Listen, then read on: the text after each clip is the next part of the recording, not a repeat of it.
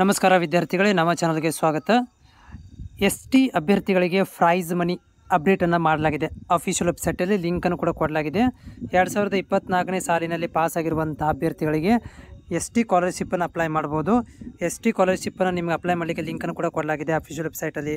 So ST prize money ಈಗಾಗಲೇ SC ವಿದ್ಯಾರ್ಥಿಗಳಿಗೆ price ಮನಿನೂ ಕೂಡ ಅಪ್ಡೇಟ್ ಮಾಡಲಾಗಿದೆ.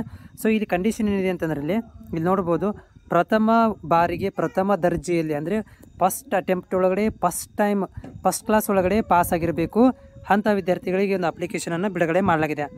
ಸೊ ಅಭ್ಯರ್ಥಿಗಳಿಗೆ ಏನಂತಂದರೆ ಅಪ್ಲಿಕೇಶನ್ ಹಾಕುವಂಥ ಅಭ್ಯರ್ಥಿಗಳಿಗೆ ಪ್ರೈಸ್ ಮನಿ ಎಷ್ಟಿರುತ್ತೆ ಅಂತಂದರೆ, ಈಗ SSLC ಮೇಲೆ ನೀವು PUC PUC ಸೆಕೆಂಡ್ ಇಯರ್ ಮತ್ತು ಡಿಪ್ಲೊಮಾ 3 ವರ್ಷದ ಇದ್ದವರಿಗೆ 20,000 ಬರುತ್ತೆ. ಡಿಗ್ರಿ ಆದವರಿಗೆ 25,000, ಪೋಸ್ಟ್ ಗ್ರ್ಯಾಜುಯೇಷನ್ ಅಂದರೆ ಮಾಸ್ಟರ್ ಡಿಗ್ರಿ ಆದವರಿಗೆ 30,000 ಮತ್ತು ಅಗ್ರಿಕಲ್ಚರ್, ಇಂಜಿನಿಯರಿಂಗ್, ವೆಟರ್ನರಿ, ಮೆಡಿಕಲ್ ಈ ರೀತಿ ಇರುವಂಥವ್ರಿಗೆ 35,000 ರೂಪಾಯಿ ಬರುತ್ತೆ.